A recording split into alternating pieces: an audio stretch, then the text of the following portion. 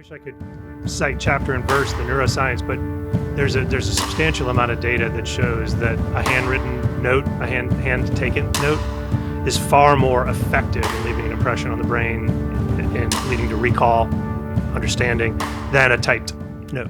This is Court Winnicky, a Marine surveyor living in Seattle, Washington, and you are listening to the Vance Crowe podcast. Stephen Fairbanks, welcome to the podcast. Thanks, man. Glad to be here. Last time I saw you, we were down at a high school that is fashioned in the Montessori way of doing things. And I've always heard of Montessori, and it wasn't until my buddy, Rob Long, actually said that he was looking into it for his kids that I started to take it seriously. And then we went to your high school. This is years later. Now I've kind of had that in the back of my mind. Maybe Montessori is not that weird if my buddy Rob's thinking about doing it. And you are the guy that I used to know from a creative agency. And now you are a major part of this really creative, interesting Montessori school. So what is different about your high school than regular other high schools? Well, a shorter answer to the question would probably be what isn't different. Just a few sort of general things. We are what's called mastery based. So there are no grades. So there are assignments, there's curriculum, there's content, subjects, etc. Those sorts of things all still exist. But the means of evaluation is far more flexible. And it generally takes the form of what we would call a narrative, where the guide, which is sort of the Montessori term for teacher, will have such a close working relationship with the students that they are in a position to essentially craft a story about what has been happening with a particular student. And then that story gets shared with the student itself, the student himself or herself, the student's parents on a quarterly basis in sort of a report card style. But so that's probably one of the biggest things for people who come from a traditional school setting. And it's not just like you're sitting. My sense when I read these teachers' notes homes is that they're checking a box that says it'll take the name of the student and then put in the is doing well at recess and is making friends. But it's just the teacher checking or unchecking things to make it compile into a story. Mm-hmm. Is that what you guys are doing? No. First of all, is that right? Does that actually happen? Oh, sure. Okay. And certainly those sort of box checking rubrics have value in the sense of organizing your thoughts, right? But if that's the only method, I would say it's sort of incomplete. If that's a starting point, like say a new teacher, for example, to the Montessori method, which I am, I have teaching experience, but not in this environment. Those sorts of things I think can have value and can be useful. So I don't want to necessarily summarily poo-poo them. But I think where I see value in the narrative is I'm sending home on a quarterly basis a 300 or 400 word document to a parent just about how their student is doing in reading and writing. Oh, okay. So if I was going to regular high school, I get there at 8:00. I go to English class. I go to social studies. I hit PE. A little bit later, we get lunch. I got 2 or 3 more classes. I'm out of there. That's my conception of the way high school works. Is that how you guys do it? No, we have one detail. We're actually middle school and high school, which is interesting. So we have grades 7 through 12, although right now our student body just has 7 through 11. So we've not yet graduated a student. You're really new, though. Very much so. Our typical day, our week, I should say, includes 3 core academic days and 2 days that are community and activity focused. So on Monday, Wednesday, and Thursday, the students come in around 8:30. We have a meeting, which we call sort of a morning circle that happens at 8:45. Sort of a welcome introduction to the day, any necessary announcements. And then at 9:00, the entire school, which in our case is 31 students, has 30 minutes of silent reading. They can go anywhere in the school and engage in a book. The only requirement it actually has to be a book. Graphic novels are fine, nonfiction's fine, fiction's fine. Not a magazine, not on a computer. You know what I thought you were going to say? I thought you were going to say first we sing some songs. We've not sang. Well, I'll tell you later a story about I had to sing a song once. But it's not like going to summer camp or something. Okay. No. This is interesting. Yeah. I wasn't expecting the silent reading. I was imagining like hippie flower children. No. Okay. No. Okay, because just to be totally honest, the way that I knew about Montessori is that I was living out in Mendocino, California. And for people that don't know where Mendocino is, it's about 2-3 hours north of Berkeley. Mm-hmm. And the people that move there are the ones that think Berkeley is too conservative. Mm-hmm. They're like, Berkeley just isn't far enough to the left for me. And they go up there. And they are perfectly lovely people. Wonderful, love them. But they were very granola, California-esque. And there was this one woman named Athena, this Greek woman that loved Montessori. I had no idea what it was. I one time was like, Athena, you're a teacher. Would you like to come? We were thinking about doing a spelling bee on the radio. I was working at this public radio station. Oh, so cool. And I was like, we were thinking about doing a spelling bee. And she lost her mind on me. She was so upset. I have never seen this sweet, sweet woman. She was like, how could you possibly think I would turn children's education competitive? How you don't know me at all. And I didn't realize what I was saying was so offensive. But in my mind this whole time, I've thought, well, then that's what Montessori is. It's for the people that it's no competition. Everybody's clapping hands and we sing lots of songs. So that's where I started on the Montessori. That's why when you told me that you had left your job to go do Montessori, I was like, okay. Pause. So now you've got me at 30 minutes of silent reading. I was not expecting that. Okay. So now what? How does their day go? Then at that point we split high school, middle school, which in our case means 7 and 8 are together. 9, 10, and 11 are together. So in the sense, it's multi-age education or one-room schoolhouse style.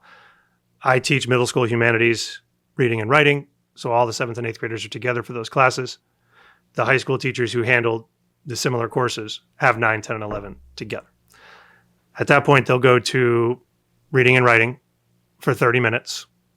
My middle school students come upstairs with me in that middle room that I showed you, and then high school students stay downstairs.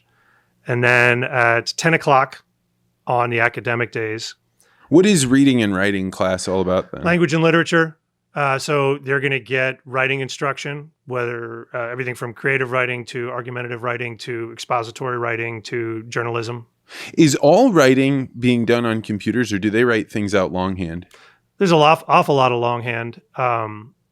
Although I have enough students that get frustrated with their own handwriting that we do allow a lot of composition on the computer. I'm glad you said that. So I was hanging out with a group of my buddies last night, and we pulled out our kind of like, how do you keep notes, when you're running around? And we were looking at the handwriting. And man, I wish that was a skill I had paid attention to earlier, because I'm going to try and improve my handwriting, but it is going to be so hard after having done it for as many years as I have. But your own handwriting is the only way you really capture ideas, I think. Like, I put them into my phone, they're gone. Agree. And there's apparently, I wish I could cite chapter and verse, the neuroscience, but there's a substantial amount of data that shows that a handwritten note, a hand taken note, is far more effective in leaving an impression on the brain and leading to recall, understanding, than a typed note. And just think about when you receive a handwritten note versus an email.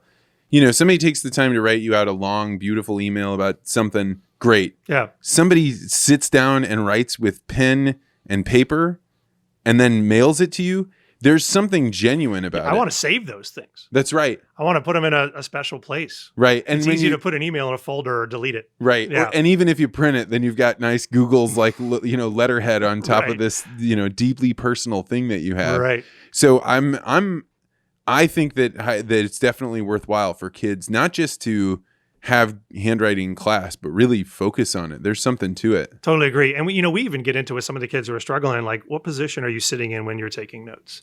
Because posture will affect like a comfort level. The wrist will be less sore. The kids who like lie down on their bed to do their homework, right? Oh, you know what? You should have Annie come in and put on a class about posture in school. I would love that. She'd be able to look at the chairs and talk about like these kind of chairs will be good for these kind of students. And and the kids will love it. Yeah, she's really good. For sure. Yeah, I would absolutely love it. And they love when somebody comes in and it's not just like, oh, the teacher said. No. Somebody who studies ergonomics says. Yeah, that's They're right. very receptive to that. Yeah. And, if there's so many things that had I known when I was a little kid about your posture in particular, that you're like, it's not just like your mom being like, don't slouch. It's like, hey, hold your body in this way, because when you grow up to be an adult, you're going to look like a doofus because you can't sit up straight in a chair, or you're like leaned over. I mean, if only someone had shown me, I would have corrected it. And it sounds like you're in an environment where the kids could actually learn that. Oh, for sure. What are you going to go do this at the middle school up the street? No way. It would never fit into their curriculum. No, I have a buddy who says, for similar reasons, he says deadlifts are good for the soul. Like the whole idea of being upright, not just physically, but morally. Oh, yeah. And so he makes the connection. He's like, no, you'll be a better human if you do deadlifts a lot, because you're improving your posture. And if you naturally just sort of stand up straight, there are going to be positive outcomes. Amen. From that. Yeah. For sure. And so kids are doing reading. They get reading and writing. They're reading what in your classes? We started with a short story unit where we sort of broke into topics and they could self-select a collection of 3 short stories. They get to choose their own books? Oh, yeah. The Montessori is huge on choice within guidelines provided by the parameters. And I think that's part of the reasons that they've latched onto the term guide rather than teacher. Because teacher has so many connotations of like a top-down command and control, like I'm the great bestower of knowledge, when almost all the research about education tells us that the more the student is engaged in designing the learning process, the more likely they are going to retain anything from it. And so I gave them 6 options. Each option had 3 stories. They could pick those. So the kids that were into like survival read 3 Drac London stories. The kids that are like really into goth and sci-fi read some Edgar Allan Poe and some William Faulkner. Is this the same reading that they're doing in school now? Because I know those are the books I should have been. I read a ton as a kid, but way outside of the bounds of what was required. Because what was required, they were trying to do it for the middle of the bell distribution and making it like, we're going to try and choose a book that most of you can read. But a bunch of you are going to be bored out of your mind by probably. Yeah, and it's not going to make any sense to you. And the classics are just too hard, because the further we get away from them, then people think like, oh. Oh, no, I would absolutely say these are canonical texts. That's great. For sure. Yeah, that's one of the sort of myths about Montessori that I think we could dispel right away. At least in our school, we are absolutely about the classics and sort of what we think should be taught within the parameter of the student still helping like construct how they're learning. This is interesting. So what does Montessori think the classics are? Well, I think what you would expect. No, I mean, I think that this is like is like a cultural thing. We think that everybody else. I have a master's in literature, in English literature. Okay. And so the text that I was exposed to as somebody who majored in English on undergrad and then studied it at the graduate school level, that collection of authors, sort of the canon. And I think let's mark that in time, because that's like, this is a good question. Like what is the canon? So you mentioned Jack London, right? So he was writing those, what, in the 20s? Late 1800s. Late 1800s. Okay. Yep. So it being old gives it some significance, because you're like, hey, it's lasted quite a long time. Yeah, that's one of the tests for sure. I think another one of the tests is what are the texts that other people who have studied literature are engaging with and still talking about. Okay. So as far as how old, our kids are going back to Shakespeare. Our kids are going back to, we were reading some Mesopotamian texts in our humanities class. Gilgamesh, the Epic of Gilgamesh, which is probably considered to be the first thing, at least in the Western tradition, the first story ever written down. Yeah. So they were engaged with pieces of that. And I'm sure you know that. You have a dog named Tiamat. So, right? Yeah, that's a good catch there, man. Yeah, I would say that my notion of the canon has always been one that expands and grows as we learn more. So it's not rigid in the sense that there's just this group and there's a lock and key on the box and nobody else is allowed in. Obviously, the canon expands when you get to the 20th century and finally starts to including more writers of color, more women, etc.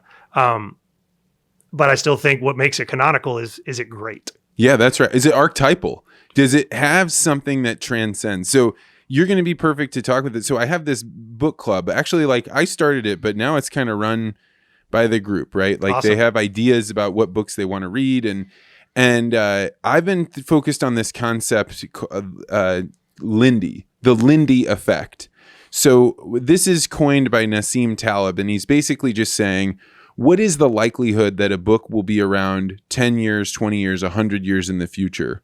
Well, the odds go up for a book if it has been around for that long. So basically saying, if a book's been around since To Kill a, let's say a Bill O'Reilly book from 5 years ago, New York Times bestseller, odds are probably be around for another 5 years. More than that, we don't know. Mm-hmm. To Kill a Mockingbird, written in the late 50s, early 60s, probably going to be around for another 60 years. We can count on that safely. Maybe longer, but definitely that amount. So the further that you go back, the more likely it is to be in the future because it's survived the kind of culling that goes on with just people quit reading it. Right. And so I'm interested, do you see books in that way too, that kind of Lindy? I do.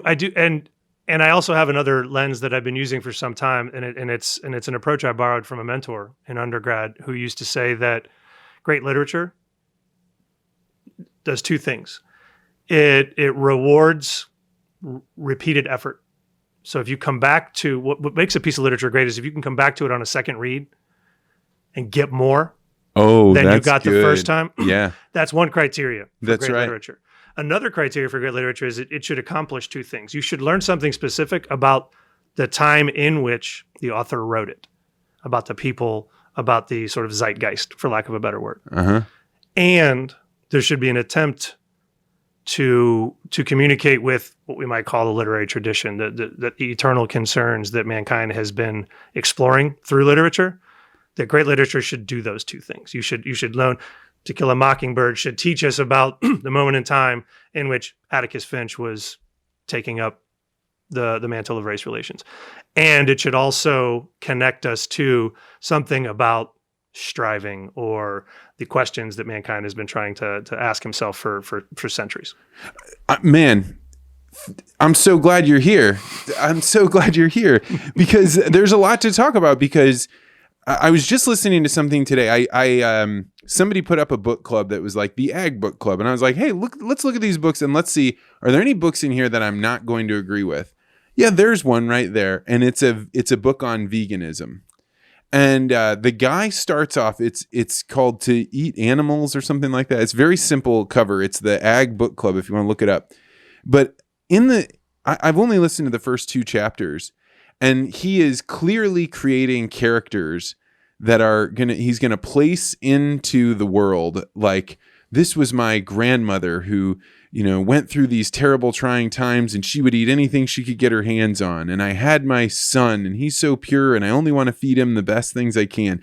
So he's like placing these symbols on the shelf. And he's coming back for him. Oh, sure. And so I'm just sitting here hearing him spin a yarn. And it's interesting because one of the things that he says early in the book is stories articulate rules. Convey rules. Stories convey rules. And that is what our Bible, Torah, any of the other books, the fairy tales, they are trying to convey the rules that you should play by in order that you can get along better in the world. And they're far easier to remember rules that way than like chiseled into stone tablets and handed down from Mount Sinai, right? That or not remember, but so much as like adhere to them. Right. If I have an example of somebody, how to apply them. Yes. Yeah, for sure. In some way, like when you say guide for the student, they are kind of on this adventure to learn for themselves. If I'm doing my job right. Absolutely. And do you see every kid naturally having that alertness, that awakeness that knows I've got a chance to learn here? To varying degrees, yes. There are students who are already very clearly high achievers because of the environments in which they've been raised. And already have some pretty astounding habits in place. There are others who have... What do you mean, astounding habits? I have a 7th grader who is a black belt in Taekwondo and who wants to win the Olympic gold medal in 4 years. Like, it's a stated life goal.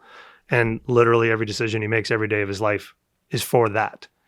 Yeah, I wasn't that disappointed. Yeah, not so much. I have another seventh grader who has been doing aerial silks, the fabrics that hang from the ceiling like at the Cirque du Soleil. Yeah. Since she was 6, when she and her family lived in Vegas, and also does theater and sings and writes fan fiction every night of her life for like 90 minutes. She goes home and she just writes. She creates these stories based on the books that she's reading. That's the way you get good. Just keep cranking on that writing. Yeah. And that's a habit. That's not a homework assignment. I look forward to this every day of my life. Wow. I have kids who are devouring books like Jared Diamond's Guns, Germs, and Steel in the 7th grade and coming back for more. Why? This spark takes energy, right? Why is this in them and not? I don't. Maybe other kids are doing that, but my impression is it's not going on in other places. Well, have I met other kids like it? Yeah, I would honestly put my own daughter in that category. She definitely. And she went to regular non-Montessori school. What Yep. do you call schools that aren't Montessori? Are they just traditional? traditional? Okay. The general dichotomy in the education world is traditional and non-traditional. Okay. So you're coupled with all the non-traditional. And traditional, is that state-run? State-run, but I think there are traditional private schools for sure. Yeah. In terms of you're segregated by age. You are, the day is segmented in a very regimented, what you might call industrial kind of way. There are metrics that you are calculating and then evaluating against, whether those metrics are attendance, 99 out of 100 on a test, et cetera. Yeah, and you have to make it fair and you have to make it transparent because all students are compared with one another and you're going in the great book and there's people on the top and people on the bottom. Right. And your case is that students don't learn as well in that environment? When I got into Montessori education, I read something interesting by a prominent advocate for adolescent, which in the Montessori world is sort of age 12 and above, for adolescent Montessori pedagogy. And that statement was, the traditional school system works just fine for the best students. So the students who have good habits of work, who come from homes where both mom and dad are there and present and talking to them and college educated and read, all the sort of the socioeconomic indicators that underpin high academic achievement, that the traditional system works just fine for those students. And the traditional system worked just fine for me. I did well. I tested well. I wanted to learn. My parents reinforced that at home. What I was missing when it was working out for me was the sort of vast gulf between me and my peers and the people around me who were sort of like floundering or just sort of meandering aimlessly through school. Did you do well in school? I did. Did you like it? I loved it. Who were you in high school? I was a little confused because I had transplanted into St. Louis as a sophomore after 6 years in a small town in Western Pennsylvania. So who I was a little muddled, but I played soccer. More muddled than most people's? Well, in retrospect, no. And I did a fine job of hiding it, for sure. I don't think anybody who knew me then would have been like, oh yeah, Stephen was so muddled in high school. I was in honor society. I was involved in like the pep rallies and stuff like that. I was enthusiastic about where I went to school. Like I said, I played varsity sports and then tested off the charts and got a full scholarship to college, but never bothered acquiring good habits of work. And so I ended up dropping out of college pretty quick. No way. Yeah. I was not expecting that. Yeah. Wow. As you were telling this story, I thought, man, I've always been jealous of the people that were so good at joining things and having school spirit because they were so much more connected. And me, I was like, get me out of here. I still had friends and stuff, but I just didn't join clubs. I didn't go to the meetings. I didn't find out what time they were. And then I hear you say like got in there and wasn't ready for it. No, it provided a structure for me because I didn't have those habits. The high school was like the perfect academic environment and honestly the perfect athletic environment for me too. When a coach yelled at me, I worked harder. So part of why I floundered after high school was I didn't have the coach like requiring me to be to practice for 3 hours a day every day. Oh. And it took me until probably my mid to late 20s until I reacquired good habits of fitness, reading, etc. And I ended up going back to college in my late 20s, early 30s, and then finished. What were you doing in the meantime? Waiting tables. Got in the restaurant business, playing a lot of volleyball. I traveled around the Midwest playing like... That didn't even sound real. Playing a lot of volleyball? Yeah, from 93 to 97, I probably spent 35, 40 hours a week playing volleyball. So you were the kind of guy that could hit the ball and make it hurt if it pounded on you. I was in doubles and sand volleyball. It's less of we call it a goon game. It was less of a goon game of like the big monster guys who can crush it. And so you had to have all of the skills. You had to be able to pass, set, and hit, and play defense. And I could do that. I was athletic enough and small enough. And I could still jump well enough to compete with the big boys. But sand, the equalizer for me was the sand. When I got indoors, the guys who were 6'6" and 6'7" and could hurt you with the ball just dominated. But I had an advantage because I was quicker on the sand. And so I dedicated a substantial portion of my life in my 20s to that. I had aspirations. This is like every weekend on the beach and oh yeah, I mean it was on the beach, no, on sand courts in the municipalities off Hanley Road or YMCA sand court. Like it was all Midwest. Okay. I would travel to Chicago, Kansas City, Memphis, Louisville, St. Louis, Columbia. And if you were to put that into like the belt system, right? You know, white belt being total novice, black belt being expert. Are you familiar? Yep. Then blue, purple, brown. Mm-hmm. So where would you put yourself at in the sand volleyball world? Just shy of if we say that the guys in California who are on the AVP tour are your 8th degree black belts, the ones who are getting invitations to the Olympics, who get sponsored by Pacific Sun, stuff like that. Right. Those are your black belts. Then there's a tier of sort of satellite pro tours in the United States, or there was then. There was one in Michigan, up and down like Grand Haven and that coast of Michigan. Yeah, sure. Up into Traverse City. So it was like a little 6 or 7 stop tour up there. And that was the second best money. But the drop off was astounding. Like the pros are winning $70,000 to $200,000 for a win. The stuff in Michigan is like $5,000. And then there's a Colorado tour. And so we dialed that back to like $2,000 for a win. So you were playing up in Michigan for the 5? Never. I aspired to it and never got there. Okay. Never got there. Decided my priorities in my late 20s shifted. Started having a lot of fun. Still was making nice money waiting tables, and just never quite got over the hump. And it was absolutely a set of choices that was like, it was fun. I'm having a good time, but I don't want to take the next step in terms of commitment because I have other things. So as you're living the life of going around and doing beach volleyball and hanging out, being fit, hot, summer, you're waiting tables, you said you're making money. When you're in your 20s, are you like, I have got this figured out? Oh, no. Absolutely not. I don't even think I dared consider uttering those words until I was probably married with a kid and in my late 30s. Then I started to sort of settle and find myself and contemplate like I've got this figured out in the sense that I know where I want to go with things. I was very much just sort of being swept along by enjoying myself. That's the best I got. I mean, I think that I had a constant nagging fear that I wasn't doing good enough. But that feeling would have been there no matter what I was doing. And so it just made me have wanderlust. Like, okay, well, I'm going to do it here for a little while and I'm going to run over here because I just had no idea. Well, I definitely, I could relate to the wanderlust. The volleyball emerged because I went to college to play basketball and that didn't work out. And then some friends who were also sort of like ex-basketball players had just sort of picked up a volleyball club at Northeast Missouri State, which is now Truman State up in Kirksville. And then so I ended up playing college volleyball. as an afterthought.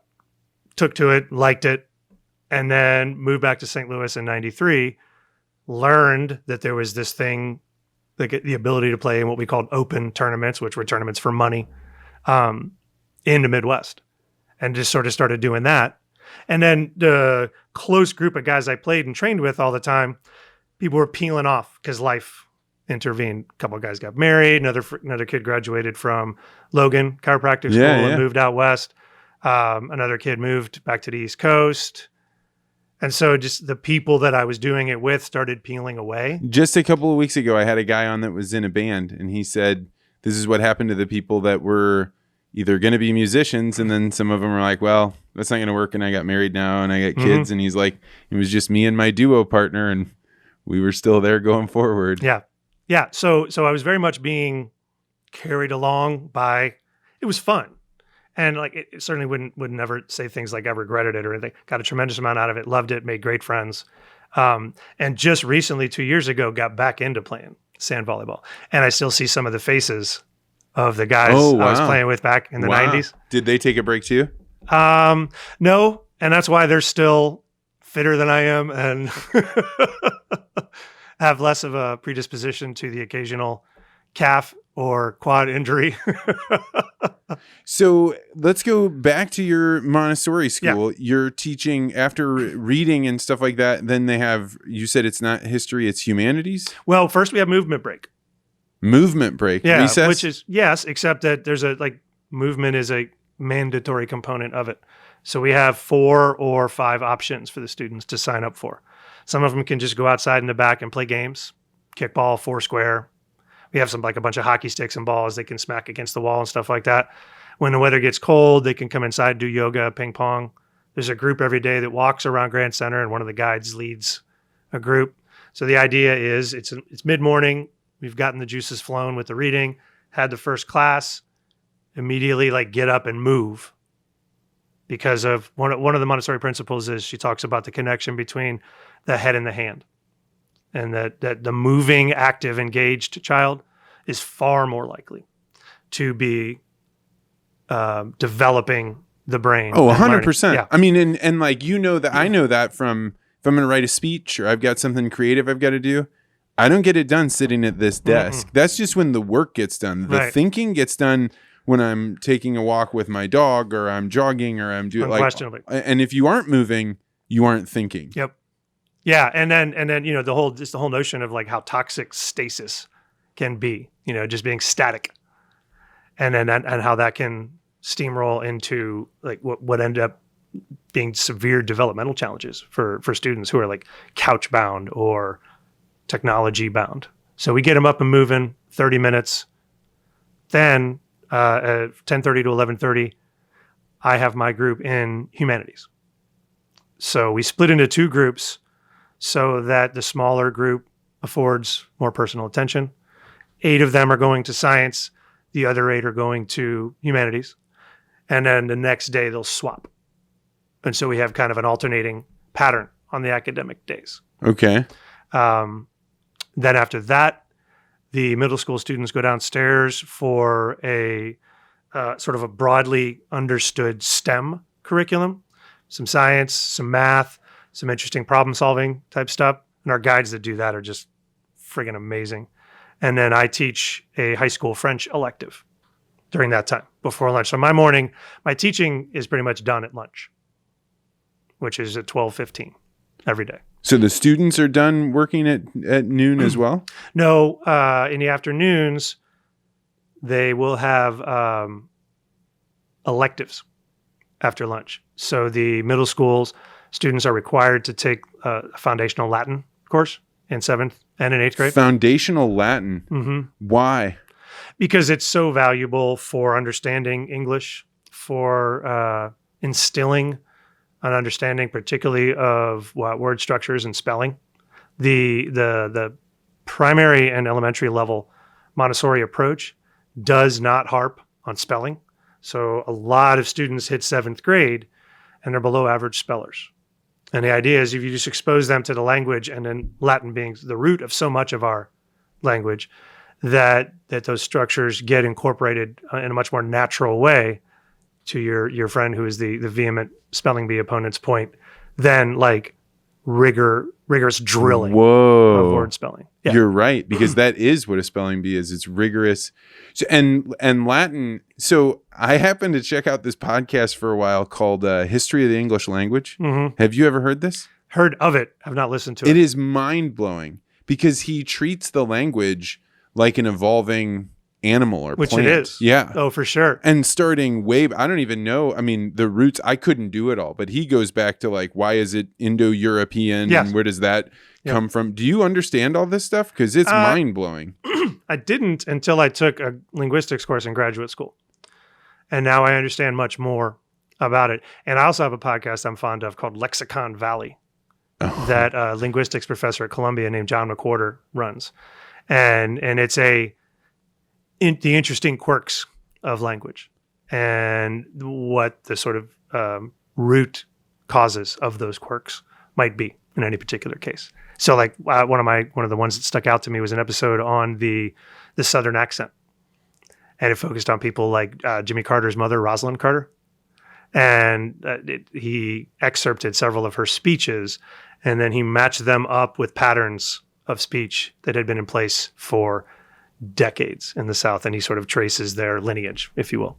Wow. Yeah, I'm fascinated by the history of language. I mean, it's the symbolism of thought, right? And it's one of those things that I remember when I was a kid, my dad would come down and quiz us on words, or he'd tell us a word. And then by the end of the day, he'd ask you, did you look it up? Do you know what it was? And I think my brother was annoyed by it, and I loved it. It wasn't a challenge for me. It was like a game. And one of the things that I learned later was that when I went to work at a camp for inner city kids, when they were engaging with one another, the number of words that they had to describe various emotions that they had was really limited. So it was like, I'm frustrated or I'm angry, right? They didn't have like, I'm jealous or I'm tired or they had none of that language. And without having that language, they couldn't name their thought. And therefore, like being able to control it was way harder. Yeah, imagine a frustration and not being able to name what you're feeling. I hadn't thought of it that way. And all that does is exponentially increase the anger or the frustration. Yeah. You search for it and it isn't there. And I think that that's why when you find a word that precisely describes something you felt for so long, it feels so good because it's like, there I'm not alone. Somebody else experienced this thing. Oh yeah. And I'm a huge fan of the right word. The one of the first lessons that I've taught, the 10 years I taught college and then even my middle school students now, on day one of writing, the first thing we talk about is how writing is an intentional act, that authors make choices that aren't just because of habits. They're I want to accomplish a thing with this word, and that's why I'm choosing this one and not this one. And so you should read that same way. You should understand that an author chose morose instead of sad for a reason. Right. I was the same way you were, that my mom and dad were the same way with words. And I loved the same stuff. I think I've just discovered that I need to change a habit that I have because I love to look up words while I read. However, I started to get it where before I would just write the words down and then go look them up. This is back before there was the internet, before I had a smartphone. Now I open up my phone and I guarantee I'm getting distracted along the way. Oh, sure. And so I should go back to that habit because when you look up a word in the dictionary and then you recall back to the thing that you were reading, you lock in with that idea, particularly normally because you notice that word, because just like you're saying, they didn't choose it on accident. Right. And so you find a difficult word. I think that's also why audiobooks feel different than books that you read. Because in an audiobook, the guy that's reading can slam past difficult words for you, and you don't have to be like, wait, I've never seen that word. Like you might be like, oh, I've never heard that, but you're not going to stop the thing to make yourself catch up with it. There's something different between audio and written word, I think. Agree. And I would even argue that in terms of vocabulary acquisition, it's probably far more likely that the individual who reads hard copy is going to have a distinct advantage over the individual that is listening to the audio. I certainly think there's a time and a place for the audio. My students read Huck Finn second quarter, and 2 of them chose to listen to it on audiobook, and what they retained drastically outpaced their peers because they didn't have to stumble over the dialect and the dialogue of rural African-American mid-19th century America. And it reads like a play, like the thoughts of a play. So if somebody else is speaking it to you, it would be. Yeah. So you're right. There are some cases where it's a lot better. Mm-hmm. But if your goal of reading is enhancing vocabulary, the hard copy is the thing that's going to do it, unquestionably. Yeah, I think there's got to be a word for or at least the description of books that are better for audio and books that are better for written. And it's probably several features, like one, Dantes Inferno, from what I'm told, I didn't know this until about a month ago. So that was the first book in our book club. And what I thought was, man, he wrote a book that was really difficult to plow through. But for hundreds of years, that was actually read as like stuff you could just throw away to the peasants. They could read it so easily and so obviously. And the characters in there, whether they knew them or not, the way that he was describing them fit them because it was written in Italian and it was spoken in Italian. But when you hop it over to English, there's just like jarring words that the translator's trying to throw in there. And so as I'm reading it, I'm like, I don't know. I mean, I kind of understand what they're saying here, but it's so much work that I'm sure, and there's no chance I could have done that book on audiobook and understood it. Yeah, you bring up a fascinating point around translation. And when I was in school, one of the things a professor of mine mentioned is that the Italians, in fact, have a phrase that his translation is treason. Oh, that you are fundamentally like sort of betraying the central idea of book when you attempt to translate it. That's funny that you should mention. Well, so I have a friend that is a mathematician. I don't think I've ever told this story on the podcast before. So he is a PhD mathematician and he is married to a PhD mathematician. And he went to Brown and they are amazing, brilliant people, University of Chicago. And so every time that I would see him when we would our 2 families would come together, I'd be like, Wade, tell me about your math. You're doing like cryptography. So that's like code breaking. And he's just would kind of like slough me off. And I was like, what? And he'd be really intensely watching Michigan football. So I was like, maybe it's the fact that he's watching football that he doesn't want me to interrupt him. I don't know. I don't watch that much sports, but maybe this is. And then, so I'd wait for the commercials and I'd be like, hey man, I know about, elliptical curves and I know about this. Like I'm trying to show him like, if you give me a little bit, I know enough about math that we could have a good conversation. So this goes on for hours and I won't relent, right? Like I'm completely captivated by this. And I'm like, why won't he tell me his math? So we go to dinner, the football's done. Everybody's sitting around, we're drinking wine and Wade's having a couple glasses of wine with me. So I finally spring the trap and I'm like, Wade, I feel like when I ask you about math, you are avoiding telling me about it. And, I mean, you're not going to hurt my feelings, but I want to tell you, like, I genuinely think I can understand what you're talking about. And if I can't, I will write down notes. I will find out a way to understand it. And he goes, Vance, I the best example I can give you is that I am painting seascapes. And these seascapes, there's only like 50 people in the world that really, really like these seascapes. But they really like them, and so do I. So that's all I do is I paint seascapes. But the problem is mathematics is precise. It's not a metaphor. It's not like something else. And as soon as I say that it is like something else, then I make it not precise, which breaks the thing that took me 8 years to get to the frontier, to get my PhD, to discover something new. And now I'm out in the borderlands where there's only 50 other people. It will take you 8 years to get here to understand me, and I don't really care if you do or not. And like at first I was like, you dick, like that just really hurt my ego. And then I was like, you got to respect a guy that isn't going to tarnish the thing that he loves, precision, so he can be liked by the people around him. Oh, absolutely. And I totally respect that he could actually articulate it. because a lot of people don't have the either willpower or the patience to do that. Yeah, that's right. So that shows me he's a friend. That's Like, right. I'm willing to explain this to you in a language you can understand. That's right. And I wouldn't have understood, and I would never have Yeah, I'll let it give you go. the paint by number. He would have had a couple explanation, not the years of me seascape, doing right? this. That's a great story. I love that. But going back to the translation, do you speak other languages? French, I guess. Yeah. Well enough. Can Yeah. you read in French? I can. I can read much better than I can listen to the language. Native speakers confound my ear because I didn't learn it until I was in my 30s. And I had a double major in college, French and English. Did 6 weeks of an immersion in Quebec City, which is 100% French-speaking culture. Stayed with a Quebecois family. I have a family connection. My mom's entire family is Quebecois. They all have French-Canadian last names.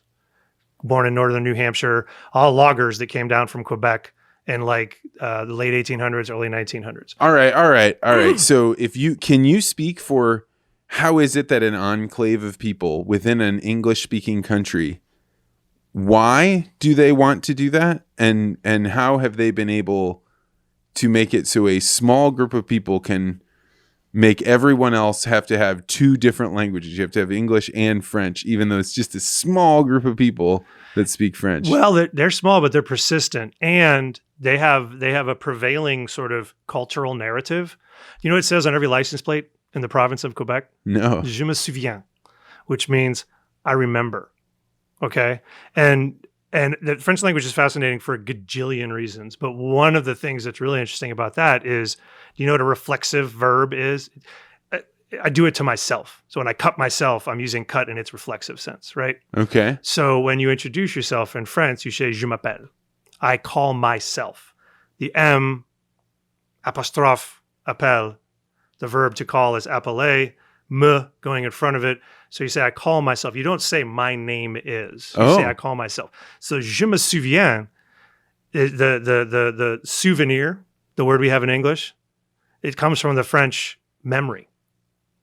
So je me souviens is the I remember.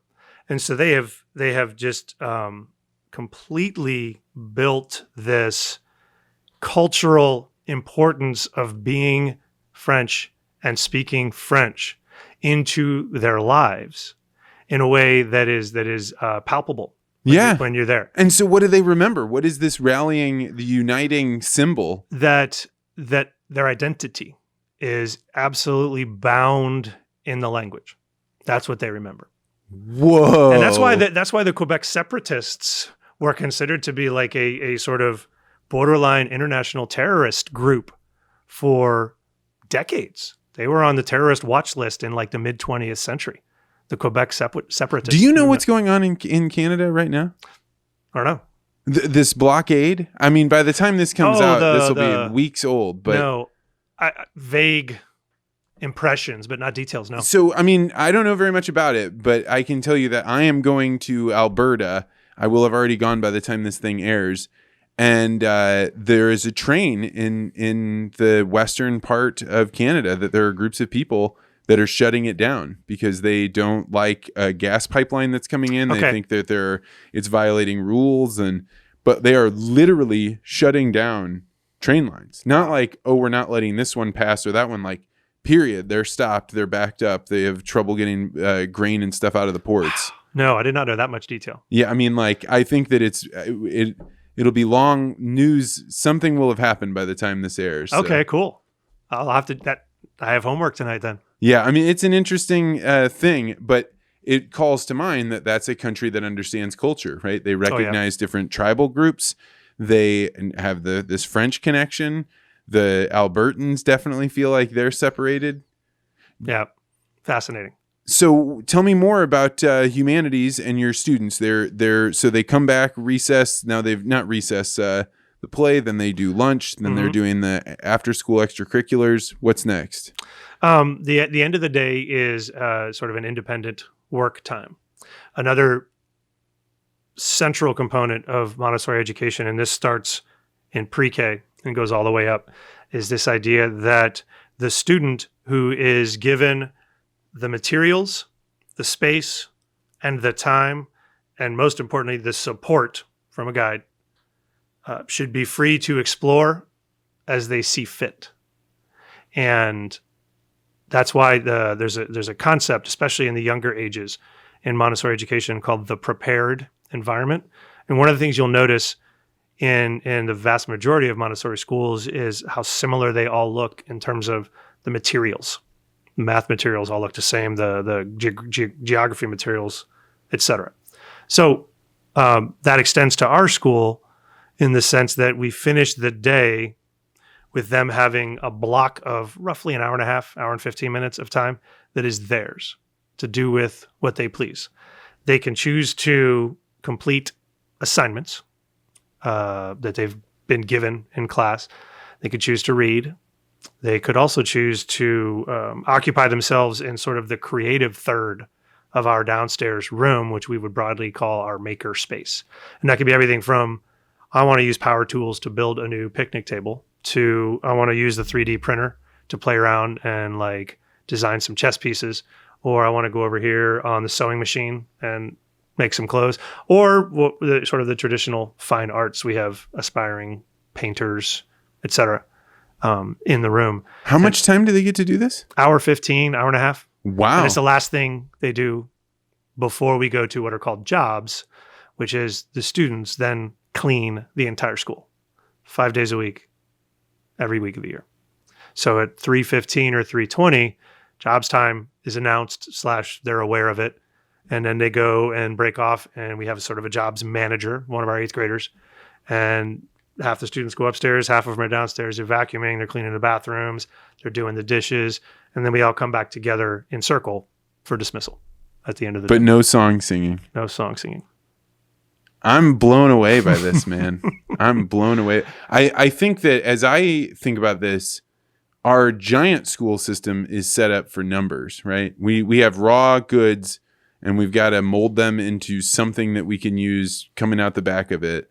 And I did okay in that system. You know, I certainly didn't thrive.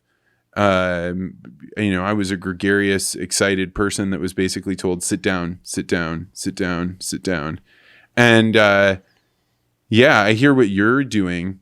And I think if you're legitimate, like actually focusing on getting curriculum or getting these books read and staying on top of them, why isn't this way more popular? Well, I think there's a few hurdles. The first one would be perception, what we might call in our previous worlds a marketing challenge. Maria Montessori, before she died, which was shortly after World War II, had when she passed away, she never trademarked the Montessori approach or the Montessori name.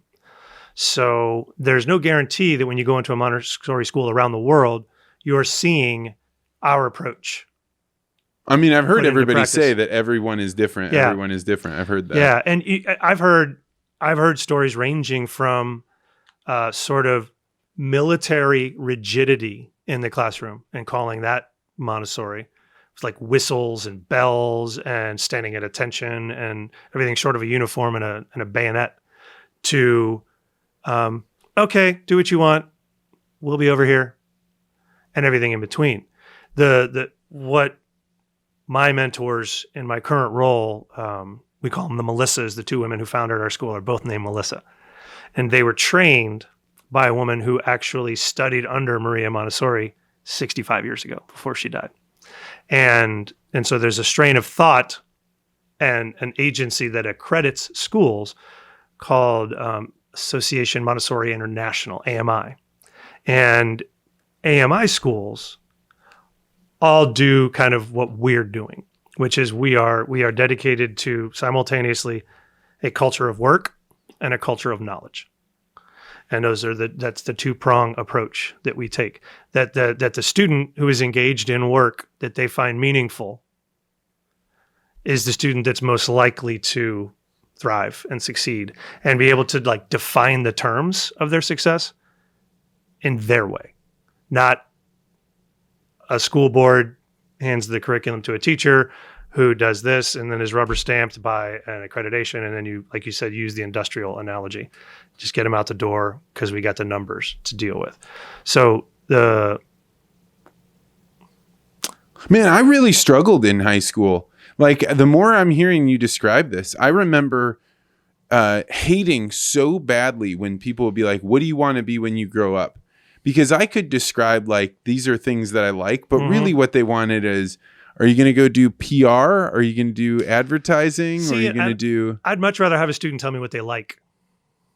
And then I can like satisfy your needs by showing you amazing things that can, like, I don't want to know what the data we have says, what, like less than 10% of people say they know what they want and actually pursue it. The other 90% are like trying this and then, nah, okay, I want to try something else and no. And so I think what we're trying to do is meet students like you and prepare them with some sort of fundamental knowledge, but more importantly, like a little awareness of themselves, what they just like, make what it, they if you dislike. if you can make a kid conscious that you can make decisions and that there are actually no rules, you just have to figure out how to get along with your fellow human beings and stand upright, like be able to do your deadlifts.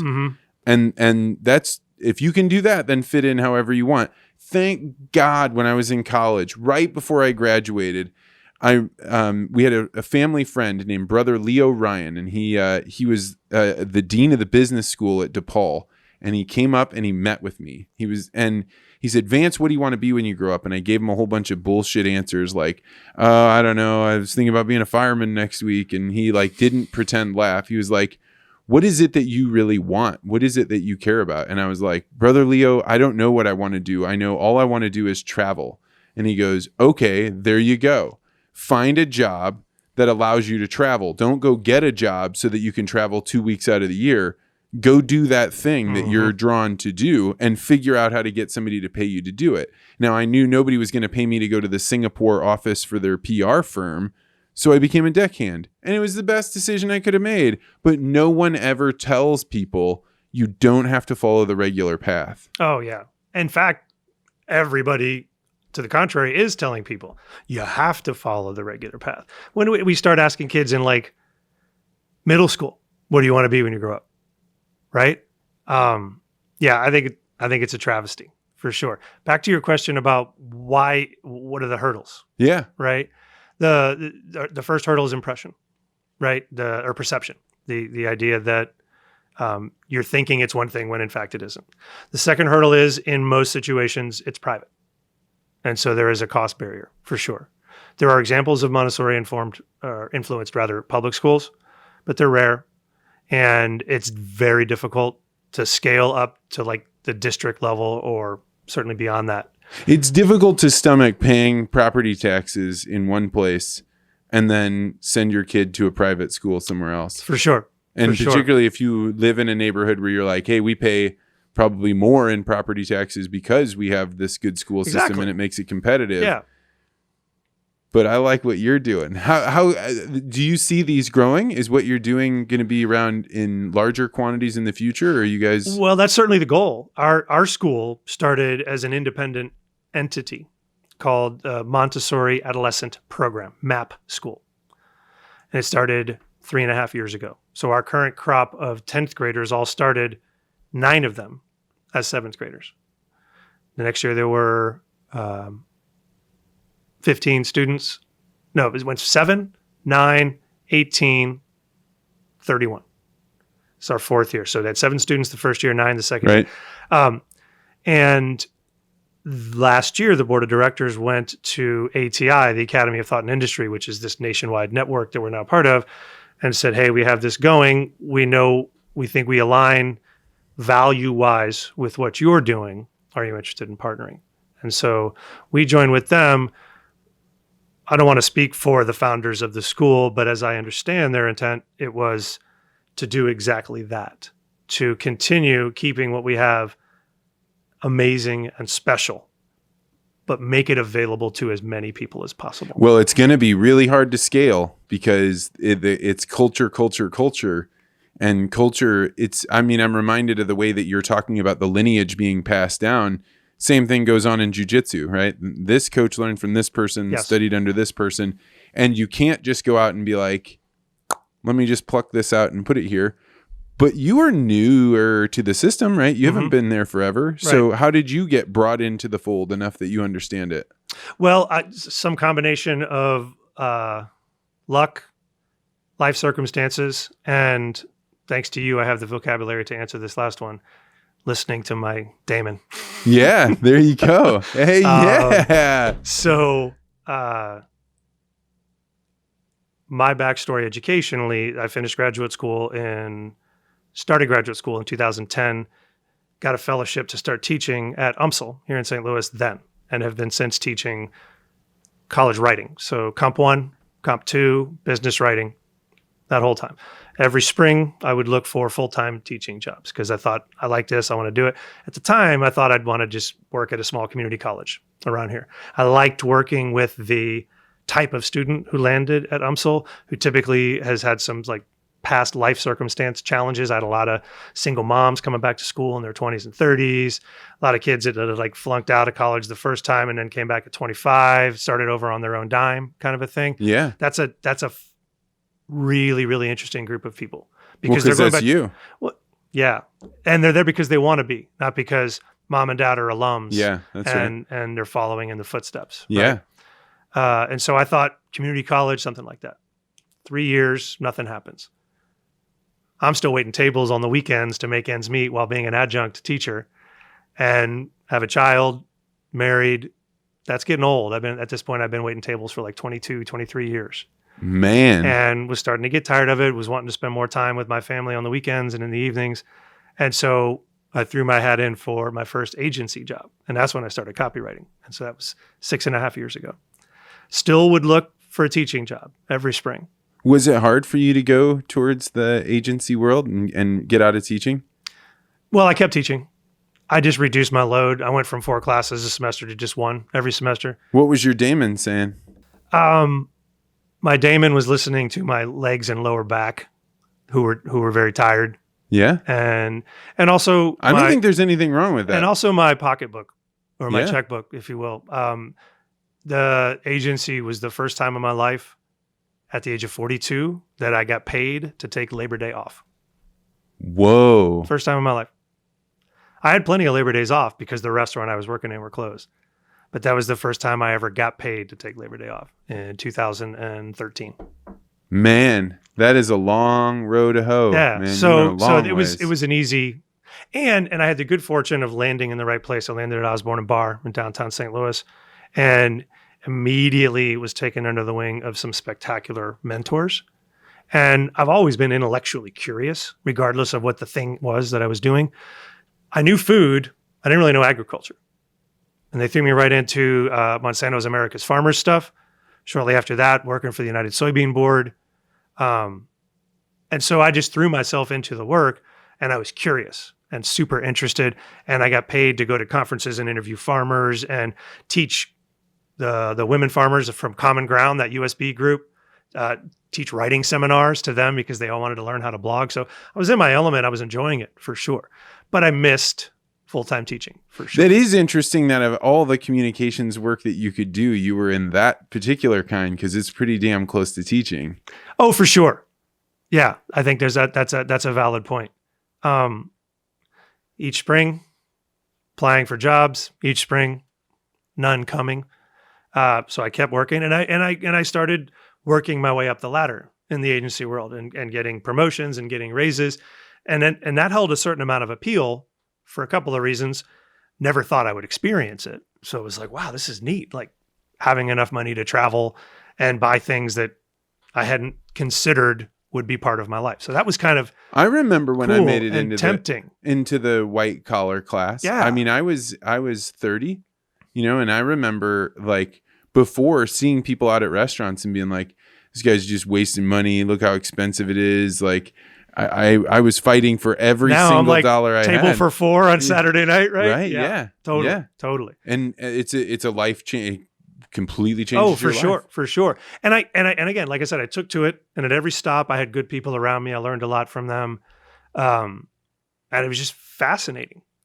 And then in the summer of 2017, my mother, who at that point had been teaching in middle school math and charter schools here in the city of St. Louis for about 10 years, she'd been teaching.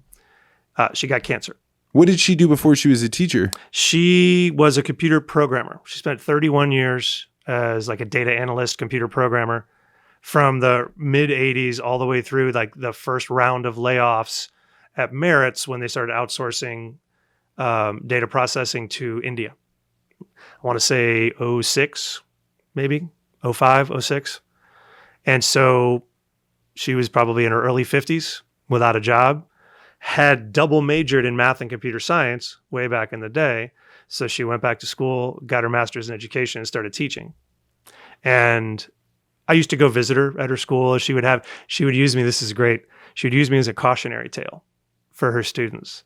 She'd be like, yeah, I want you to meet my son who's Mr. Know-It-All and rocked the ACT and the SAT and got a full scholarship and then dropped out of college. And so she'd have me come and like give him my testimony about what it was like to fail after being a high achieving individual. And to hear your mom ask that, was that a yeah, I deserve that? How did that feel? Unquestionably. Were they upset that you dropped out of college? They were disappointed. How hard was it to drop out? Not very. What do you mean? I mean, I was lazy. I was still in my like the whole world is happening to me phase of my life, not taking ownership for my own decisions, those sorts of things. And so it was very easy. Like my freshman year, my dad got laid off from his job, and I took that harder than he did, which is absurd, right? I'm old enough and mature enough now to realize that like I get like caring for your, a loved one who's going through a hard time, but I took self-pity to another level. You see that happen. Yeah. You see that happen because particularly when you're a young person, if you don't have things figured out, you'll take on somebody else's cause to get rid of your faults for not doing stuff. And you want to join up with the large group, the mass movement. And I had to go down a little bit of a spiral of feeling sorry for myself. And then there's it's the like disappointing people you love at that age. It almost became like a drug where like that was like the only way that I knew things were like I was moving through the world was I was disappointing my mom and dad or my sisters or my girlfriend or whatever. Like it was just, I've thought about this a lot since then. And so to answer your question, was it hard to quit? No, it was pretty easy to. So this is a really interesting way to describe that it became addictive, meaning that they were then paying attention to you? I suppose there's a version of it in which that's a component of it for sure. And then you get the whole like you sort of wallow in being disappointed in yourself.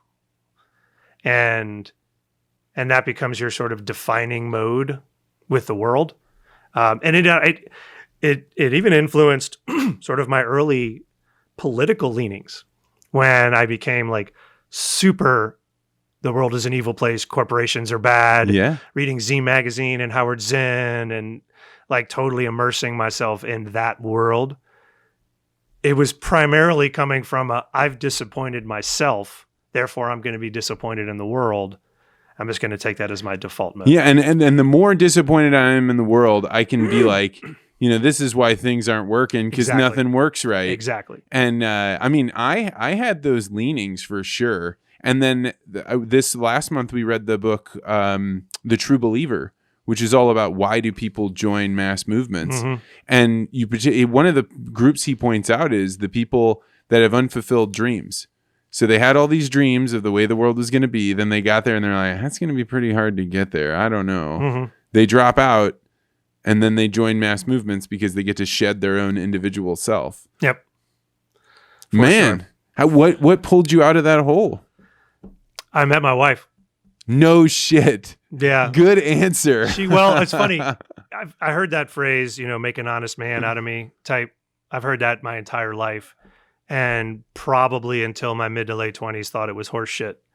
And then when I met Christy in 1999, it started to, like I had started to do things like I was writing creatively for myself. I had starting like to attempt down the path of maybe writing some novels and writing poetry. And I was taking it more seriously in a way that I could then be like, all right, I'm committing myself to this. And I could feel that I was building some better habits. And then when I met her, it was the first time I started thinking like, this is somebody I want to build a life with, and not just be with, but like make myself a better version of me. Because I had been content to be like the slacker version of me, the lazy version, the self-pitying version of me for quite some time. And I look back on how patient my parents had to have been when I, like, in 1998 on a whim took a job at Starbucks as a store manager and spent that year opening the first 5 Starbucks in St. Louis, right? And convincing myself that, like, no, actually this is the corporate ladder I'm going to climb, is I'm going to be a Starbucks dude. Lasted a year, right back waiting tables. So I'm sure by that point, my parents were like, all right, whatever. We support you. Wow. We love you. I met Christy and then started to make deliberate, long-term restorative decisions for myself, not like just for us. The first one of which was I enrolled in nursing school at Lutheran College of Nursing in South St. Louis in 2001. How far did you get in that? A year and a half. And then we moved to Georgia in 2002, and I fully intended to transfer to their nursing school, where I eventually got my degree from, University of North Georgia, small town in the foothills of the Appalachian Mountains, about an hour north of Atlanta. And I majored in biology, took a year of biology, 4 biology majors, a year of chemistry for science majors, and just had a horrible experience with the administrator of the nursing school down there. And got all pissed off and changed my major to English and French, which were the classes that I'd always loved the most. And so just completely changed my major, kind of as an act of faith. Christy totally supported me in it. She could tell that I was unhappy with all the stuff.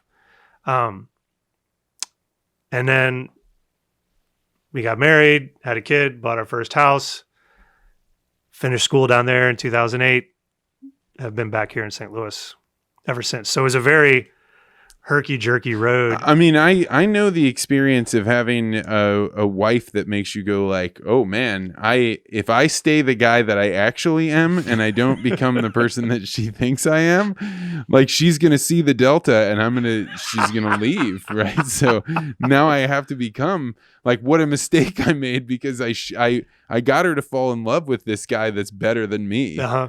And that's got to be like archetypal. That's got to be the story. You're right. Make an honest man out of you.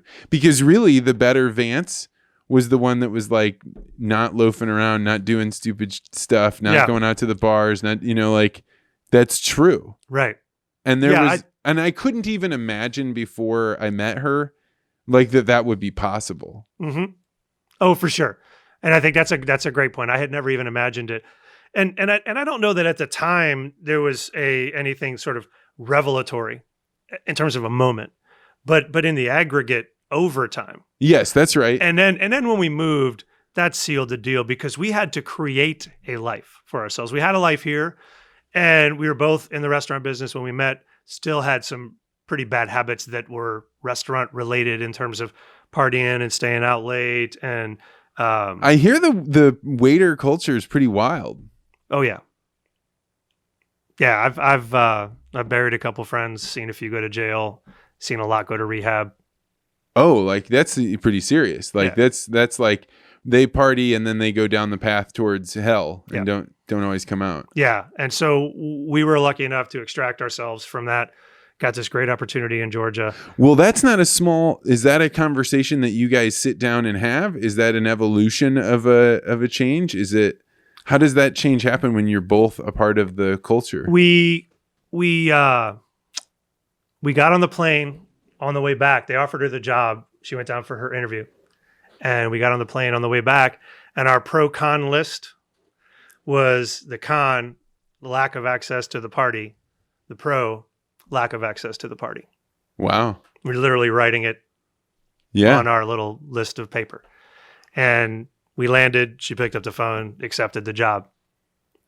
And so we had to go down to this place where we knew nobody, in a community that was breathtakingly beautiful in the mountains. Reminded me a lot of where I grew up as a kid in northern New England, because it's the same mountain chain, right? The Appalachian Trail runs from Maine to the county we lived in Georgia. Oh, wow. And so the geographical similarities are quite striking in terms of rocky, mountainous, trees everywhere. And I was just drawn to it, and so was she. And so we rebuilt our lives there, and became sort of improved. I would argue we both became improved versions of ourselves. I got a job writing for the local newspaper. She was on the board of directors of the Chamber of Commerce in town. So we were like man and woman about town in this super small, tight-knit community, and fell head over heels in love with one another and that place over that 6-year period of time. Man, that's a great story. You know, in the ag world, I know a lot of people, and over time, some of the people that I met early on are now leaving farming. And anybody that leaves a job that they've done for a long time, that's a hard thing, particularly if you imagined this is part of who I am. Mm-hmm. But to hear you tell the story of like, then we went to this new place and we got to be better versions of ourselves. That's absolutely the best approach that you can take from it. It's all right. Well, there are some downsides to it, but one of the upsides to moving schools when you're a little kid Mm-hmm. is that you don't carry a reputation with you. You get to be whoever you are. Yeah, unquestionably, for sure. And so that profoundly impacted us. It was tough leaving family. Christy's from Hannibal, so her mom and dad were up there. My folks were still here. Both my sisters were here, my brother-in-law and their kids. So it was hard, but it was definitely the right thing. Moved back in 2008, and then things have just proceeded nicely since then. So fast forward to 2017, my mom gets sick. We spend a lot of time together in the 9 months before she died. And she didn't die telling me this, told me that she was going to die with one regret, just one. And that was that she didn't become a teacher sooner. And that waylaid me. I kind of had known how much, but she spent a lot of time when she was sick missing the kids. And she was probably in stages 1 and 2 of cholangiocarcinoma while teaching 80 hours a week. Whoa. When they finally found the cancer, she was already well into stages 3 and 4. And she was teaching in a traditional school? No, in a traditional, yeah, they had grades and stuff, but it was a charter school down in the city. And so she then passes away? In March of 2018. And what happens with you? That spring, we started a foundation in her honor, my family, to raise a little money and start trying to help support inner city kids with some of the challenges that they're facing. In particular, my mom was a huge fan of theater. And so we thought it'd be cool to give kids arts experiences from different schools. And so that was kind of our driving mission there. Ended up partnering with Big Brothers Big Sisters, the nonprofit, to make them kind of our first donation. And that led to, my wife is now the vice president of marketing for the Big Brothers Big Sisters here. Because you ended up meeting people and getting involved? Yeah. That's cool. Yeah. So that's another fortuitous, and it all emerged because my mom passed away. That spring, obviously, with her being sick and passing and everything else going on, didn't have an opportunity to go through the application cycle then. But then in 2019, when the cycle came back around again, that March, I was hungry. And I worked harder at looking for the options that were in front of me. And at the same time, I get this amazing sort of upgrade offer from Paradowski to do a design your experience position where I get to take my interest in teaching, my interest in learning, and sort of be our little in-house expert to help all the creatives understand this amazingly complex ag industry. So for anybody that doesn't know, better. we met because you were at Paradowski. Correct. And St. Louis Bank had hired Paradowski. We had met before that when I was working at Montana. At least digitally, yeah, if not face-to-face, yes. And then St. Louis Bank ended up hiring you guys to work on some of our stuff as we were buying the bank, right? Including that logo up there, right? But that is one of the coolest creatives agencies I've ever met, unquestionably. And so I think their staff are cool.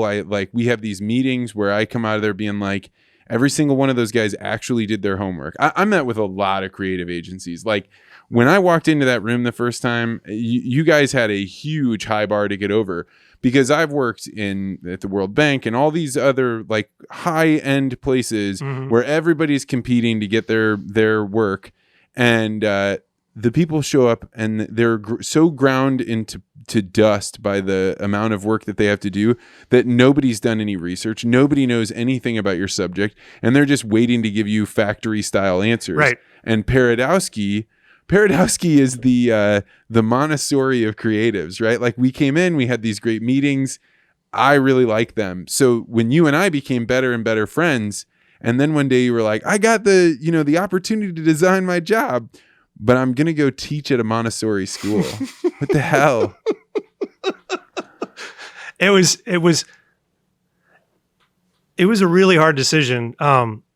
The fact that I had the background with my mom and the desire to teach wasn't new, certainly made it easier. And I remember when I gave my notice, the reaction of the three men that I'd worked with most closely as kind of superiors of mine there was consistent across all three. They were like, man, I'm going to miss the hell out of you. And I'm so happy you're going to be teaching. Like they're able to entertain both of those thoughts simultaneously. That's the mark of somebody that is wanting the best for you. You know what I mean? Without a doubt. And there are a lot of bosses that because they hear somebody else coming in and they know this is going to mess up my workflow, my management, my whatever, and they can't get past it to be happy for the person. Yeah. They can kind of fake it. But when somebody is actually happy for you, oh yeah, that's a self-actualized person. You can only be happy for others when you're comfortable with yourself and who you are. And I think it's a function there of the culture that they've built. Earlier, you mentioned how difficult it is to scale anything when culture is the central criteria for growth. And that's what Paradowski is. I've never worked anywhere. And I've worked at places with 10 employees and 250 employees and everything in between. Never worked anywhere where they were so dedicated to replicating culture rather than just sort of replicating expertise for the sake of and who's in the power spot. Like that's what it's just like in your schools, right? You have a couple of powerful people. They're the ones that make decisions. If we want change, you got to convince that person. And if you can't get him to change, that makes the work environment. So it's exactly like you're describing with school, top down. Yep. And it's interesting because I have Paradowski as an example and another company called Ag Biome of companies that are large size. They're doing really sophisticated work. Like how many people were at Paradowski when you left? Well, when I started, I was like the 55th employee, and they had, because of the bear business coming on, they were probably up into the 80s, maybe even 90s by the time I left. And I think Ag Biome's that same kind of way. Okay. I think there's probably some.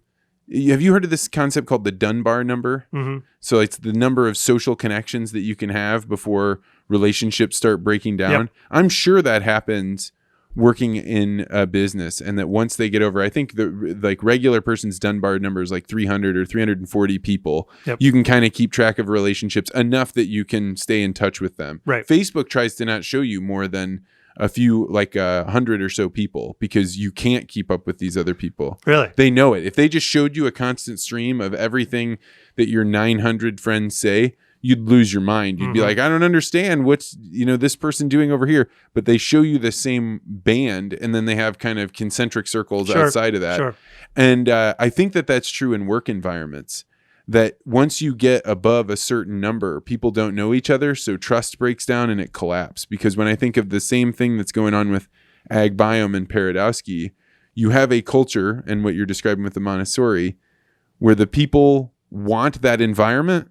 So they behave the way that people in that environment would behave. Mm-hmm. And I think it's the ultimate buffer for stressful work, which certainly supporting industrial agricultural communications in 2019 is stressful work, unquestionably. You're trying to convince an awful lot of people to either change their point of view or at the very least soften and accept. And the stakes are high. That's so interesting that's how you describe that work. That is because you were working on the same types of things that I was. Oh, absolutely. But I never have described it that way. Really? How have you described it? I don't even know. Like I don't know. That's absolutely what we felt like we were doing. And so the stakes are high. And the other I think hallmark of the culture there at Paradowski, and I would argue at my school too, is everybody has an intense amount of pride in what they do. So not only do they want to do this difficult thing, they want to hit a home run, right? They want to wow the pants off of these random guys from St. Louis Bank that we've never met before. And yeah, we've never done banking, but they just seem really cool because Gus had met Travis. And so there's all this like, yeah, let's give it a shot. And so everybody gets excited for it. And the only buffer I think that you can sustain is the buffer that is culture and trusting the people you work with and being able to be like, all right, we're all in this together. It's so weird because when you get into these business relationships where you're asking somebody else to be creative for you, there is a weird tension that comes up because people won't agree that they love something if they don't love it. They may say, that's okay. I don't, but once you start exchanging money for your creative ideas and you get a group of people together that have to be like, all right, guys, we have to have enough pride that we do things well, but not so much ego that we're hurt when they don't like it or that they don't understand it. Yeah. And the other thing that I learned at Paradowski, Brad Hauk, their VP of creative there, taught me this, is it's awfully tempting as an ambitious, smart individual to trust in your first idea. Because a lot of times, especially if you come through traditional schools, what do teachers reward? The first idea. And to show your work. Yeah. One of the things I learned there, and it was a painful learning process because it involved damage to the ego, but then you rebuild, is being able to come back on a first idea that at the end of the moment, you're like, man, this is good. A clever turn of phrase or an interesting sort of creative concept. And then to hear the smart people around you be like, not feeling it. Yeah. And then like be able to like look in the mirror and go, yeah, you're right. We're going to go back and that's where that logo came from. Is people who were willing to be like, yeah, almost. Well, not quite. All right, let's keep. And just having the ideas continually molded. Like you were taking people's conversations and their thoughts and taking ideas that were wild stretches away. Like the creative process, particularly with you thinking about graphic design, right? What you're trying to say is we want to create a symbol that will bring to mind people you or your organization or the things that you do, but it is captured just in this squiggles on a page. Right. It's astounding. It really is. And the people who are good at it and like the visual side of it still feels almost like a foreign language to me. I'm still at the point where when somebody shows me the thing that is elite and just very good, I still sometimes have a hard time telling you like what the difference is between the decisions that went into it. Because like it's going to take 8 years to understand my seascapes analogy. I was working with people who'd been graphic designers for 15, 20 years, and they still had the same hunger and willingness to doubt themselves and critically improve themselves that they had on day one when they were like eager to get the job. The only way that if you're going to work, that's the only way to make your life worth living. Like if you are not working on something where you are proud of like the skill that you are hewing out of that experience, there's got to be something else. Agree. Totally agree. And I feel like I've found that at my school. I feel like I have found that and I found an environment in which I'm allowed to tinker and experiment and improve myself in a way that can happen like day to day, week to week, instead of you're locked in for this year. If it doesn't go well, okay, you keep forging on. We'll try again next year. Like I'm able to adjust on the fly if something doesn't work immediately. So what skill is this then, hewing out of the parts of you? What has been hard about what you're doing here that's made you better? A couple things. You think school, obviously there's content or curriculum, right? I am building curriculum for my classes. We don't use textbooks. Another difference between us and traditional schools. So to build an American history curriculum, sort of the act of what a textbook writer would do, but I would argue better because I'm personalizing it to my group of students and I'm getting to weave in things that I'm passionate about and interested in. So, hey, I spent 6 years working in agriculture.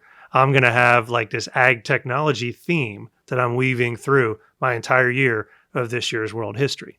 And the students are into it because I'm fired up about it. Not because I'm giving them some like arbitrary list. So-and-so says agriculture is important. It's like, no, I met farmers and they're cool and this and that. And so that's one skill that I'm definitely honing and sharpening. Another skill, and I would argue is every bit as important and one that has been harder for me to sharpen, is the psychological term for adolescence is like what they call the social emotional plane. So at this point in their lives, social development is the thing. Academic development will come, but social development in adolescence is critical in terms of shaping a successful human, right? Discipline issues emerge. One approach is the student who can't sit still, you yell at them to shut up and sit down. Not everybody's going to turn out like Vance Crowe if enough teachers tell them to be quiet and sit down. Some of them are eventually going to shut down or worse, right? So I have kids who struggle with ADHD, for example, and have a very, very difficult time not talking out or not like jumping up in the middle of the classroom. And one of my coworkers, Andrew, who's our science teacher, talked to me about one of these students before the year. And he says, you know what I learned halfway through the year last year is I could just say to him, hey, why don't you go run outside and run around the school and then come back? And this is probably the most well-read kid in the entire school. He is thirsty to learn. And he is just... I mean, you couldn't stop me from saying the answer once I knew it. And I was that same kid. Yeah. And so I can relate to him, and we've developed a special bond because of it. But now I can say to him, hey, why don't you just run outside for a little while, come back, boom. And we're good. And I have to imagine that this happens on some level in the schools, the traditional schools, but time seems so pressed there. For sure. And everything has to be organized and pressed into boxes. Like, I understand the value of order because you can do it in mass production. And this chaos way means that it is incumbent on the parent to be like, let's go check out the French teacher. Does he actually, get French classes done? Because in the school system, you can just kind of count on like, yeah, we know they're going to do this job. Right. Let's hope every once in a while because I ran into, I should be very clear. I ran into high school teachers that were great and profound and everybody has them and they heeded their calling. But my Spanish teacher, I don't have any problem in the world saying she just phoned it in, she was just barely phoning it in. Yep. And when I needed Spanish, I didn't have it. I had to learn it on my own. Yep. Yeah. So the discipline thing has been tough for me because, again, I was an athlete my whole life. I coached a whole bunch. And you responded to the yelling. I responded to the yelling. And that has always been my, I would make them run sprints after practice. You punish bad behavior, right? Right. The other thing too is... Wait, what do you know about bad behavior? Do you not punish it now? I have a story. All right. The way we go about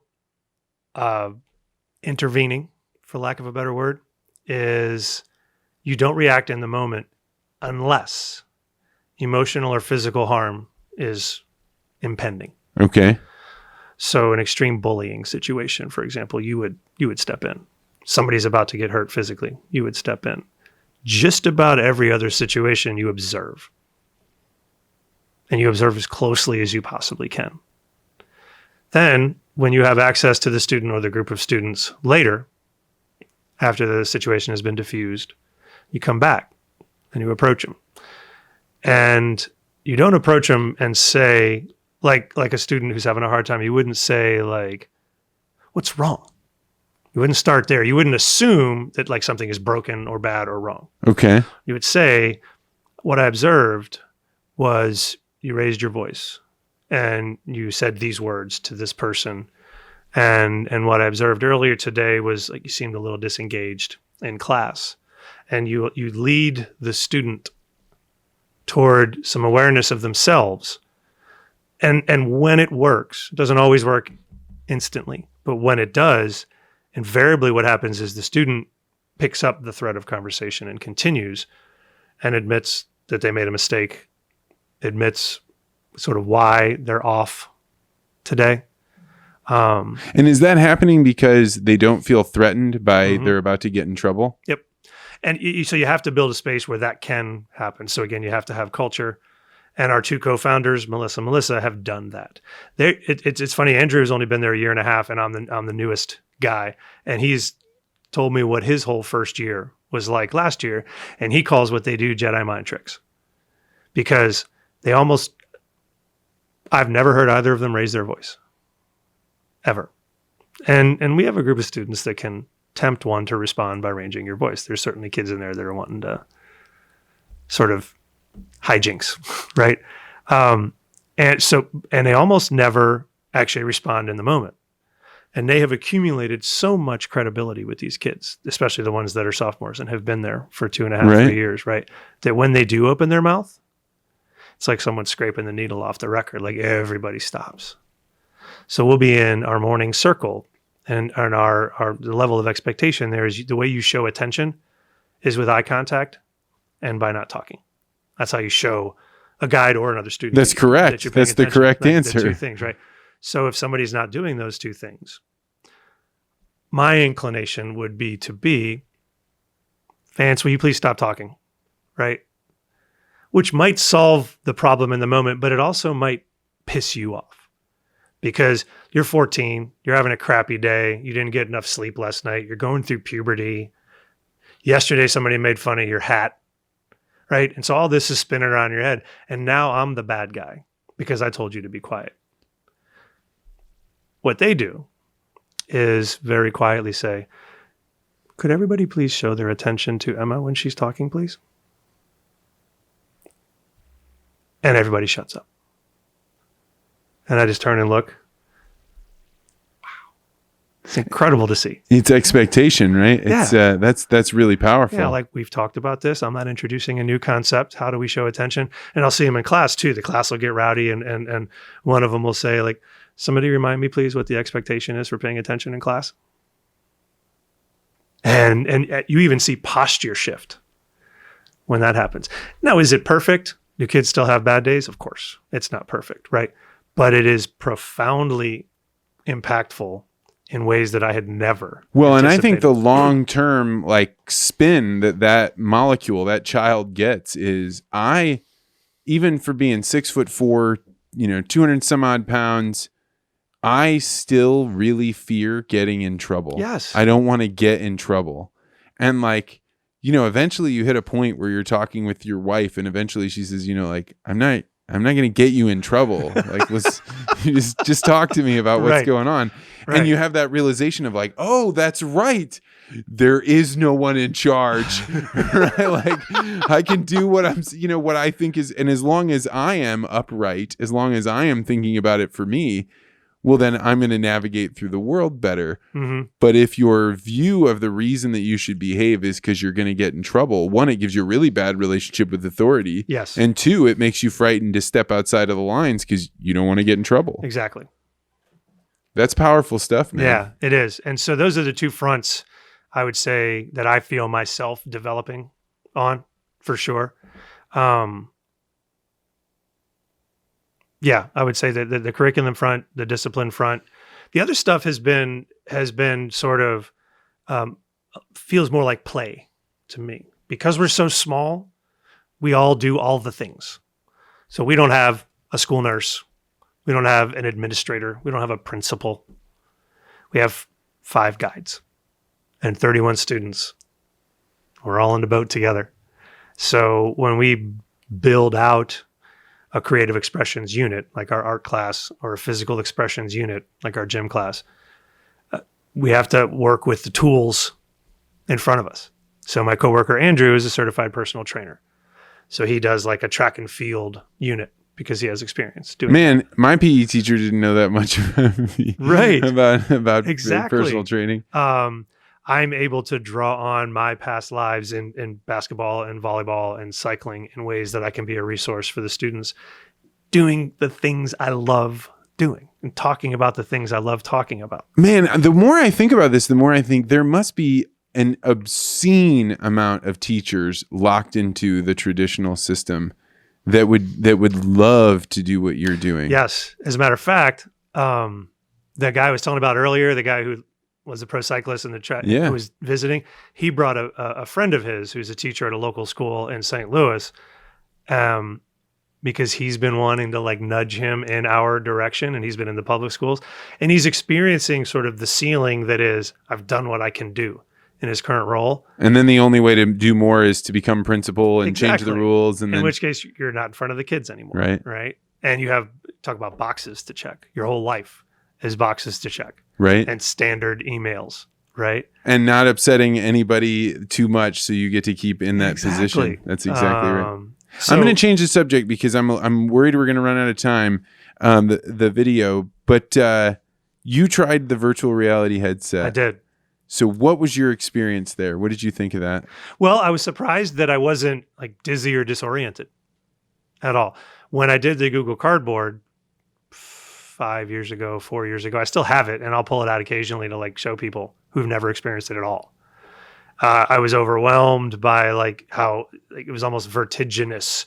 I'll never forget once I gave my wife one, and it was an undersea experience, and she put it on and almost fell off the stool she was sitting on because she was so disoriented. So I was really surprised at how steady I felt.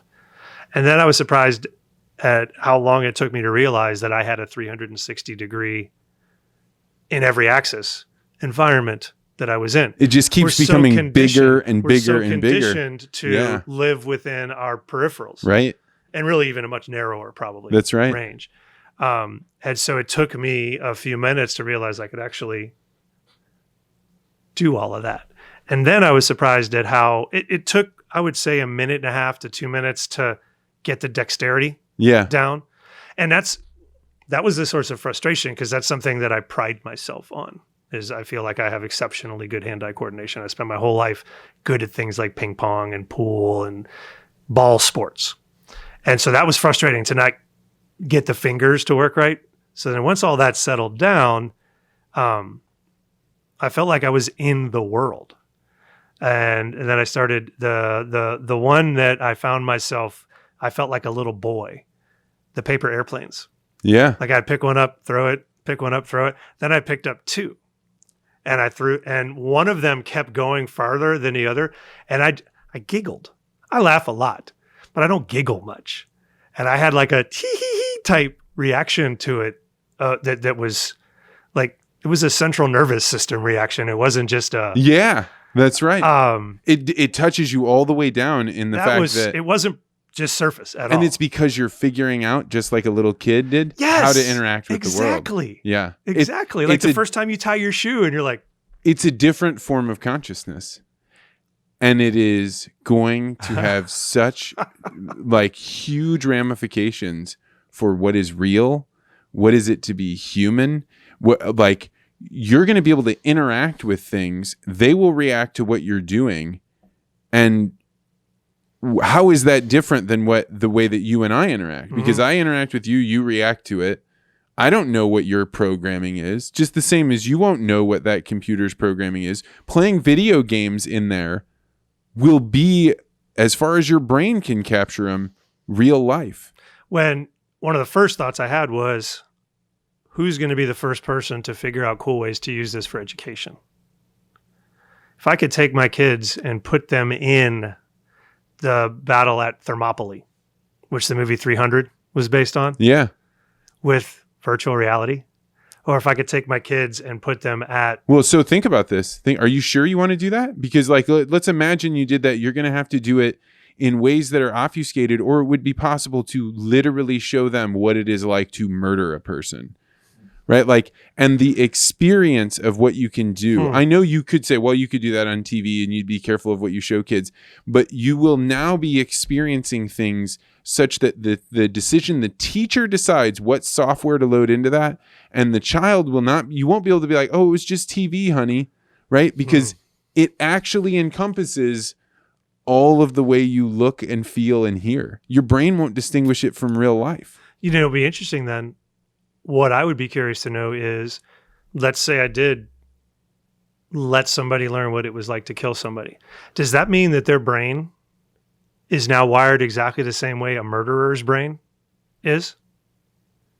I had not even considered that. I mean, you're going to have experiences, but you've stripped away the risk, right? Like, and risk is valuable. And like, I give the example of if you were surfing in Tahiti, right? I did it. So I'm on this surfboard. Everywhere I look is the wave. There's not another person there. It's just the way that I am, but it's actual video there. And then you are up inside of the tube, and then you fall off and you go underwater. The whole thing works, right? I had that experience, but did I? Because I didn't go to Tahiti and do all the work to find out, where is Tahiti? How do I get a plane ride there? How do I get out there? How do I do this safely? And yet I've had this experience. But did you have it in the sense that you had to balance right or you would fall? It was pretty good. Was and it? I mean, Okay. it's only a matter of time, right? Yeah, that's this true. This is just like, now that you can see what this thing can do, to me, there's no edge. They will be able to do it in as high depth. You will not be able to distinguish it from regular life. That's scary and pretty alluring. Yeah, I got it because I was telling my friend Chris Oliver how scared I was of it. And he's like, then you need to buy one and you need to figure out. Your fear says there's electricity there, so figure it out, which is why I show it to people and say, what do you think? Oh, that's nuts. Well, what do you think that thing costs? Is the cost just the device or the software that's running on it too? You have to buy more games, but all the stuff that you did came on it. I haven't bought anything. I don't know. I'd say like $2,000-$3,000. Yeah, it's $400. What? Yeah, that's what I'm telling you, man. It's about to get crazy. Oh, wow. It's about to get so that barrier crazy. is going to be gone soon. Gone. I mean, they're going to give them away. In fact, the first one that I ever touched was somebody had it given to them as a gift, and it's because Oculus was trying to get them out to people. We actually have 2 Oculus headsets in our school that we've never used. Yeah. Well, you should have a real discussion with your students about it and record it, because there will never be another time when people haven't tried VR. Right. That's right. So this is like the moment going back and saying, go check in with people before the internet comes online, before there's Wikipedia, right? Like, go and I would recommend recording it and put it in a time capsule, because when people see it, they won't remember what the world was like before it. Yeah. And now I'm going down this spiral rabbit hole of like, what will it do to like relationships? I mean, porn will be insane. If you can get any experience without another human being providing the experience for you. Oh my God. Yeah. Right. Right. Why would you need to learn social skills? You could lock yourself in your own prison and never even know about it, because you then build into this virtual reality world. You invest hundreds of hours of your time and your energy. You take it off, and in physical world, you're nothing. You're fat. You're broken down, and you could say that's terrible, or you could say, think of all the people sitting in nursing homes right now that nobody comes to visit them. They could be flying through dolly paintings and living on Mount Everest. Like, so there are these positive things, but it could be also a hellscape. You know what I'd be amazed to know? Has anybody tested virtual reality on Alzheimer's patients? I have no idea. I saw this thing and I bought it. I was like, I need I need to explore this, but I have not done very much research. I just show it to everybody I can. I've heard fascinating things about like how engineers are using augmented reality on particularly tricky design problems so that they can work in a virtual space with. Yeah, and now you see how that would be possible, Right. right? Because you could zoom up and zoom down, and like you think about the physical activities, you could train somebody to be, at least have the dexterity of a boxer. That's exactly what I thought when I was hitting that tetherball. Was like, this is like the Wii Fit times a million. Times a million. Only it's immersive, right? Not external to you, right? And it's only just the beginning. Just wait till it's just little gloves that you put on and you actually do have there's no limit. Well, man, we could go on forever. If people wanted to find more about your school, where would they go? You would look up the Academy of Thought and Industry, and our website is thoughtandindustry.com. And there are 5 campuses, 5 high schools nationwide. So you could search, just click on the campuses tab, and St. Louis will appear. Where are the other cities? There's one in Austin. There's one in the East Village in New York. And then there's one in San Francisco. And then we also have middle schools in San Francisco and Charlotte and Hollywood Beach, Florida. Wow. All right. And if people wanted to get to know you, you and I interact every once in a while on the Twitter. How would they find you there? On Twitter, I'm at STLWordBanks. What's that name come from? St. Louis. I'm a writer, so Word. My last name is Fairbanks. I've had that. I wrote a blog I started like 10, 11 years ago that I dabbled with for a while. And it was called Word Banks on Words. And it was just like my random thoughts on writing. So Word Banks was sort of this alter ego that I carved out for myself. So it's STL Word Banks. Correct. All right, man. Thank you so much for coming pleasure. around. Thanks for having me on, Vance.